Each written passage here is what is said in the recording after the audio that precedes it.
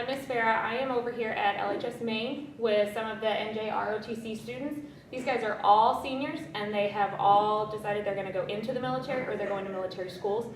And what we thought was they share a little bit of their journey with you and just kind of talk about why they chose what they did and some of the lessons they've learned and things that they might have done a little differently to make it easier for them. Hi, my name is Marcelo Maristan. I plan on attending Norwich University, which is a senior military school in Vermont, and I went to Kidlow High School. Hi, my name is Boy Bloom, and I'm enlisted in the Navy, and I went to Harmon. Hi, my name is Jordan Fox. I went to Harmon, and I'll be attending Texas A&M University, where I'll be a member of the Corps of Cadets. Hi, I'm Hannah Kimball. I also went to Harmon, and I will also be going to Texas A&M and join the Corps of Cadets. I'm Natasha Cisliano, and I am enlisted in the Navy, and I also went to Kilo. Hi, I'm Juan Trujillo, and I'm enlisted in the United States Navy, and I went to Harmon High School.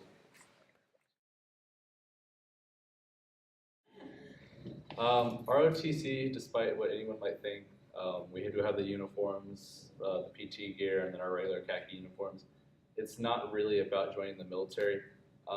It definitely will help you, and there's a lot of help and encouragement for joining the military. But first and foremost, it's a citizenship and leadership program. So you're going to learn how to be an effective leader. You're going to come in freshman year, and you're just going to be you're just a follower. But as you progress throughout the program, you learn more leadership skills, and you get to command squads, which could be up to 5 people, and you can get platoons, which are roughly 10 to 20 people. And then you just get these bigger commands that. I originally joined the NJROTC program here because I wanted to enlist into the Marine Corps going into my freshman year. But as I was in the program, I continued learning more about what the military was and how the program itself could really benefit me in my future. And as I was continuing through my years, I started leaning more towards joining the Navy and going through college to better my education and commission as well. Well, I joined just my senior year. This is my first year here. And the reason why I joined is I was friends with all of these people before I was even in ROTC, and they were so much fun, like great people to be around, and I just had to be a part of it. I joined because I want to be prepared for the Navy. Like I want to know the basic stuff so that I'm ready. So I've been wanting to join the Navy since I was 11, actually, because of my brother-in-law. But mainly another reason why I joined is because most of my friends were in ROTC as well. I joined ROTC because when I was looking at my schedule and I was choosing a class, I saw something that said Naval Science, which is what the class for NJROTC is, and I thought it was going to be a science class. So you can imagine my surprise when I came in here and no science is going to be done. But it did help me progress. As I went through the class, I got more leadership skill, became more confident in my ability to lead, and I'm really sure it helped me decide my choice to go into the Navy. I joined ROTC because I knew starting in 7th grade that I wanted to join the military. I already had family that had served, and then my brother enlisted into the Army, and that kind of pushed me to really want to serve then. That I'm a senior, and this is my first year here, and I just joined. And I don't think it matters. You don't have to be here for 4 years. As long as you just sign up for the class at the beginning, then you can go ahead and join. The only thing it will affect joining later is there's this thing that the armed services do. They kind of increase the rank that you go in as when you enlist, and for that you do need 3 years of ROTC. But to get any kind of leadership experience or anything, you can join at any year. She joined her senior year, and she's one of the varsity members for our armed drill team. So anything can happen. It's a full year class. On your schedule it says Naval Science 1, the Naval Science Leadership. We don't really. There's no change as the thing changes. It's basically just a full year of ROTC. Think of it that way. It's not really science and leadership. You're doing all that stuff all year.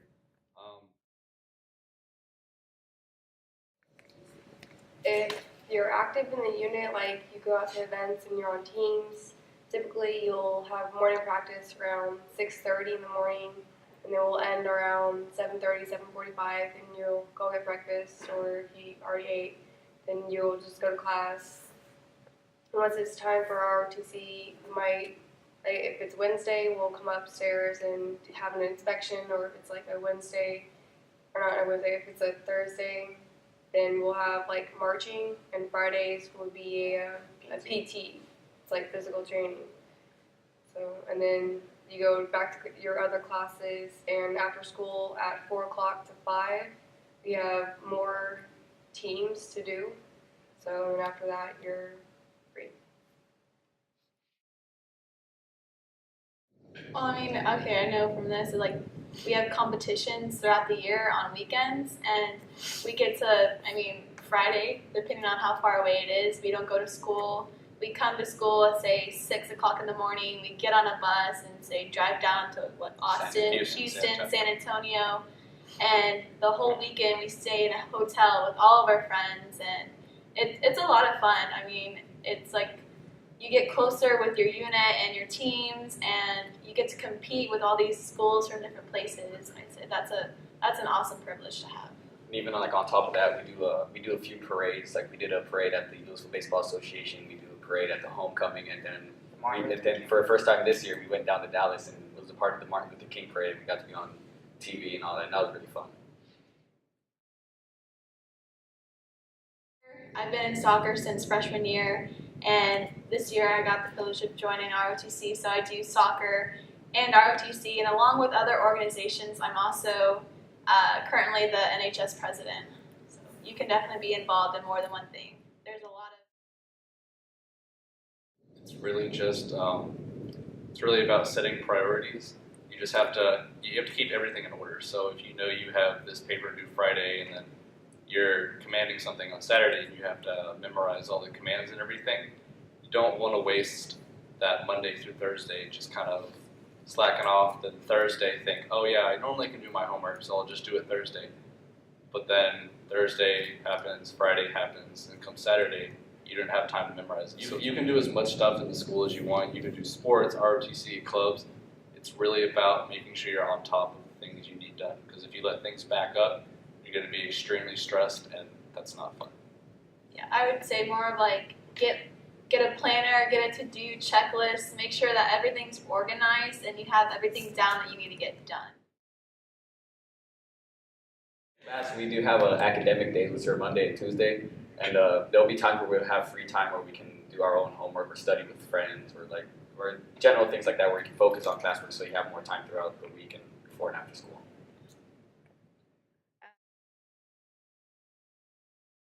I'm going to be honest, to keep your options open, whether you think you just want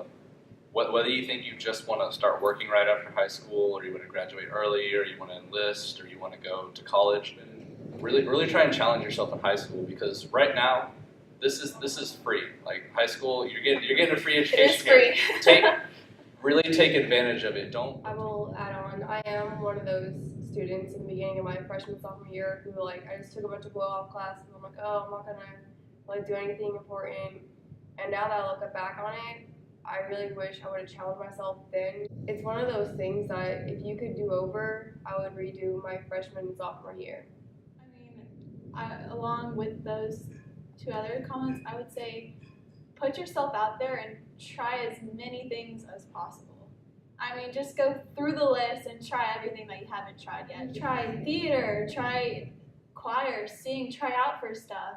Do something like make new friends, talk to that person you've never seen before. I mean, open yourself up to opportunities, because then that's when you start figuring out what you want to do with your life and where you belong.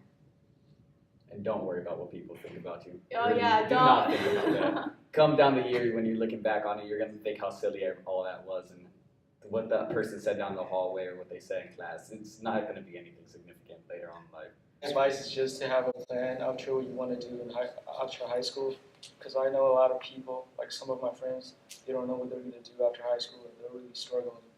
And I'm glad that I'm enlisted in the Navy. So, yeah. Honestly, ROTC really kind of taught me some humility, and it kind of knocked down my ego a little bit. everyone here can attest to Yeah. freshman and sophomore meet, Yeah. assuming that I was hot stuff, but some things didn't work out. Sophomore year, I didn't get something I thought I would, and it really kind of was a reality check. But I stayed through it, and I still achieved what I wanted to junior year because I really checked that. So our ROTC, it's really about the unit. There's not much individual stuff.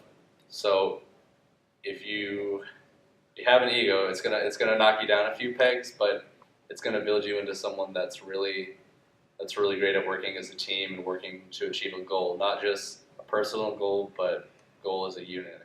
Well, I know one thing that's really helped me, that the ROTC has really helped me. It's really built my confidence up and it's really molded the character I am today. I know in middle school I was a really awkward, socially awkward kid. It really matured me. I could even tell like amongst my peers and stuff like that. My confidence boosted. I could talk more. I could publicly speak with people. I was more confident talking to authority like teachers, principals, police officers. Just in general, it really helped me. Same thing as Mari's done. Boosted my confidence up. I mean, most of the people here can tell you that I did not talk, did not want to talk. When we were calling roll, I always like here. But every time I went here, man, they would always tell me to get louder and louder and louder. Eventually, I got more confident in my ability to speak out. My freshman year, me was still here. He would not do this video. I know for us going to college, Colleges. we had to take SATs or ACTs because that, even though they're military colleges, they still, to get scholarships and stuff, you still need good SAT scores. So it really is a good idea to like. To even just get prepare yourself for accepted, those. you need to take the SAT. Yeah, you still need those to get scholarships and accepted. It's like I know for A&M and the Corps Cadets, and I'm pretty sure for Norwich, it's just like applying to a regular college. The only caveat is it's all basically military once you get there. So We had to take a test at MAPS, and depending on your branch, like in order to pass or something, like a different branch have different grades limits. Like there's a minimum score you have to get to, with the score on to even be able to join a certain branch. Each branch. Books down there. We have an ASVAB book for the people enlisted. We have SAT and ACT books. I know whenever I took the SAT, I took that SAT book and I studied it for about a month, and that helped me boost my SAT score pretty high. And then, yeah, I know people who study the ASVAB. If they study that ASVAB book, they'll get a higher score on the thing that they previously have. So I read that book on the walk home. So like being in the program, you get access to a lot of things a lot of students don't have access to. So it really benefits you. and like you have the access to those materials, but you also have access to the cadets. In other organizations, to me, you can definitely kind of tell a difference between grade level. Like a freshman might not talk to a senior as much, distinctions, but with ROTC, it's just one kind of big mesh of all kinds of people, and the only thing that really separates anyone is their ROTC rank. So you always have these seniors that have taken all these courses that you have, and you can talk to them about those courses, talk to them about SATs or help with college applications, because whether it's applying for college or studying for the ASVAB because you want that certain job in the Navy, you know, we always have these upperclassmen that are ready to help. It's not like, oh, you're a freshman, so you stay away from us or whatever like that. We're all really together. I know whenever I applied to Norwich, they have 3 different types of scholarships you can get, and I was very grateful to get the Dean Scholarship, which paid for a large portion of my college. Lucky. And then obviously I did apply for the FAFSA, and so that also paid for another like maybe 30%. And then when I'm in, and then I'll obviously be taking out loans for paying for college. But while I'm in the actual Corps Cadet program at Norwich, you can still apply for an ROTC, a 3-year, 2-year scholarship.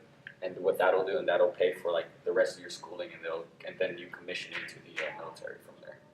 In the Navy, for college, the GI Bill pay everything. Well, I am going to have to take out some loans because I was kind of banking on an ROTC scholarship. Unfortunately, all the slots filled up for Texas A&M. So I do have to pull out student loans. I can obviously still pay for. I can still get the 3-year, 2-year ROTC scholarship, which I do plan on applying for. But even if I don't get the ROTC scholarship, I can still commission. And the route that I'm going in the Navy, after I serve my required 5 years, they're going to offer me a kind of a re-up bonus as an officer.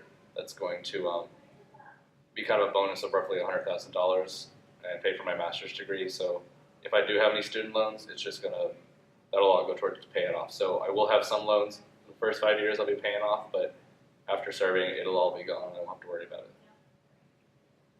Okay, well, I mean, I've got 2 smaller scholarships, and I know my parents have been saving up a lot for me for my college fund, so that definitely aids in me going to college. But I will definitely have to take out loans, so I'll be paying for that later on. But joining the military, along with what he said as an officer, they give you said $100,000? Oh, that's roughly much. Roughly, then that will also help with my student loans, and I can pay that off. Like for colleges, your college is already paid for. You're automatically accepted into any college you want, thanks to the GI Bill. Like she said, the GI Bill will pay for your college education and everything. And depending on your rank, I think like every 2 weeks for the Navy, you get paid a certain amount of money, right? And medical bills too, pays for everything. The GIs always pay for your college, but the Hazelwood Act, I believe it's 4 years. You will gain a little bit more to your college. So I believe with both, you will have a total of 13 years of free college. Each job is different. Like I know for my job, I have a minimum of 5 years. Typically, it's minimum of 4, but it just depends on each job, honestly. Like, yeah, my job too is 5 years because the school is 1 year and my enlistment is 4 years, so a total of 5. I don't have a job yet. I'm a seaman apprentice because I'm not a U.S. citizen like them. I only have a green card. I'm a permanent resident, but I'm not a citizen. So they said I'll go in. I'm serving for 4 years and reserved for another 4 years. So I don't know how that's going to work. So my process was, he had to drag me to the recruiting office. It was at a college fair. It doesn't have to be at the recruiting office, but you can always go to a college fair to the recruiting office, get some information. And there I took my practice ASVAB. I went to took the actual test. And then from there I went to medical, and then got my hearing test, my eyesight, blood test, all that. I was all good to go, and then I went to go get my job. And then from there on, I went to go swearing, and then I was officially a member of the United States. For me, when I just went one summer trying to join, and I was out of shape. I still am. I was like 230. I was 230 now. I don't know about them, but I had to lose a lot of weight.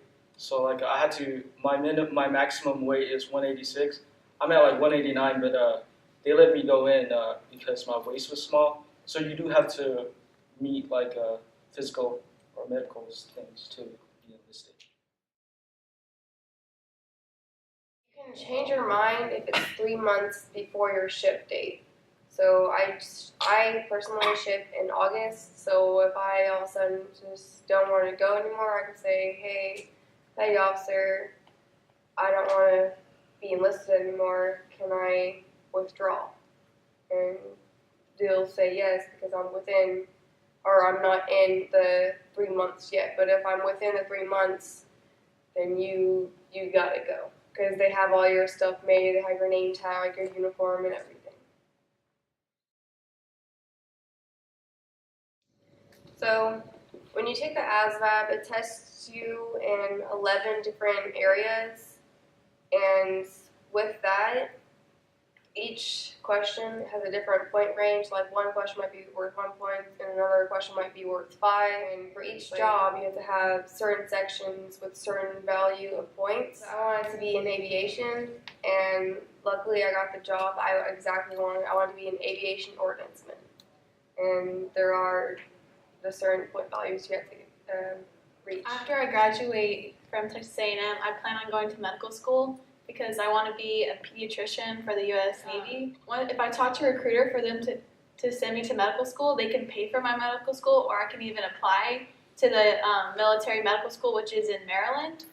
And if they pay for my medical school, I will have to serve for 8 years in whichever branch I decide to go into. After those 8 years, I'm not sure if I'm going to continue into it, but I mean, I'm thinking about making it a career. But I could also use that experience that I have as being a physician for the military, and I can use that experience to help me get a job in the private sector if I choose to go that way. While at Texas A&M, I will be studying nuclear engineering, and I would like to take that into the Navy to become a nuclear surface warfare officer. Basically, I will be aboard one of our nuclear-powered aircraft carriers, kind of help maintaining the reactor aboard those ships. Once I hit a certain rank, I can become the executive officer or the commanding officer of my own vessel. I do plan on making the military a career, and once I do retire after 20 years, that'll be only 42, so I will be getting another job. And with my degree, starting jobs are roughly about $120,000 a year. So. Well, I'm at Norwich. I'll be studying computer and electrical engineering, and I'll be using those skills that I get from there to use in the Navy. And then about after 20 years, I plan on retiring. And as weird as it sounds, I probably would most likely try and become a NJROTC instructor in Texas. Mine would be a corpsman, just like a medic, basically. My job, school is 1 year, total 5 years, because actual job is 4 years. And afterwards, I would like to do the complete 4 years straight, and then go into college, maybe in medical school, maybe like somewhere I can do medical. Like to use that knowledge to help heal or save lives. But if I grow tired of it, I would like to switch my job in the Navy to some mechanics. I don't have a job yet. Like I said, I'm only a seaman apprentice. I did score high enough to be a corpsman like him, but I don't know if I want to do that. So I'm thinking of going to be like Tomahawk specialist, the one with the big bombs. So that'd be awesome. I don't know if I want to stay. I want to go to college or stay for 20 years and retire at 39. Since I wasn't a U.S. citizen, I had to get all my green card, my social security number, and everything, bring it to them, and like where I was born, like back home, all the documents, like my birth certificate and stuff, and I had to give it to them. They said mine was the longest process ever, because yeah, it was like almost a year. It's been like 2 summers ago that I tried to join in, but it's only this year that I actually got it. Definitely, 1, keep your options open, but 2, make sure you research all of them. Don't just pick like 3 random colleges because they look kind of pretty, or think you want to join the Marine Corps because you like 3 uniforms. I mean, really research your options and how they're going to benefit you. It's good if you have options now, but don't just have options. Make sure you have well thought out options. And visit them. Visit the colleges. My big thing is enjoy life. Really enjoy life. You're in high school once. These are the friends you're going to make. These are friends that you'll separate from after high school. Definitely work hard, but don't forget you only have this one life. Enjoy it as much as you can. Do the things you've never thought you could have done before. Really push My yourself. advice is if you want to join the military like us 3, join ROTC. It's the best thing that you can do, because they teach you like the basic. Like I just joined like 2 or 3 months ago, and I already know more stuff than some people at the enlistment place. It really helped. Get involved. It's one of the best things you can do. Enjoy high school. It's free schooling now. Once you get out, you have to pay for it. So take advantage of it. For the people who are thinking about joining ROTC, if you do join, you can please at least try to do some of these commands, or the commands they tell you, or go out for teams, or go out and do an event, because a lot of the people here say that this class is boring, but it's only because they don't try. It's a lot, like I will say, it's a lot more fun when you actually do put in the effort. And for school-wise, make sure you turn in all your work, listen to your I would classes. say you have so much time outside of high school, outside of college, to do those grown-up things like drinking and like other things. But like now's the time to focus on where you want to go with your life. If you want to join a club, if you want to join a team, if you want to try out, commit with everything you have, because the only thing that you're going to regret is not giving your best. Perfect.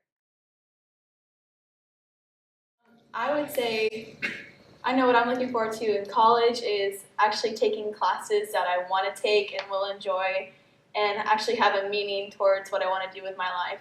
Come back. I'm Okay. most looking forward to, once I'm in the Navy, kind of traveling the world because I really joined Navy to travel because I want to go to places like Japan, Korea, and I want to visit all those places and meet new people, make new friends and stuff like that. I guess what I'm really looking forward to after high school is traveling like everywhere. See, I want to leave Texas, but I plan on coming back because it's Texas. It's your home. But again, like they said, traveling. I'm always at home. I always don't do anything. So it'd be nice to actually go out into the world. See those. Class dismissed! Hoorah!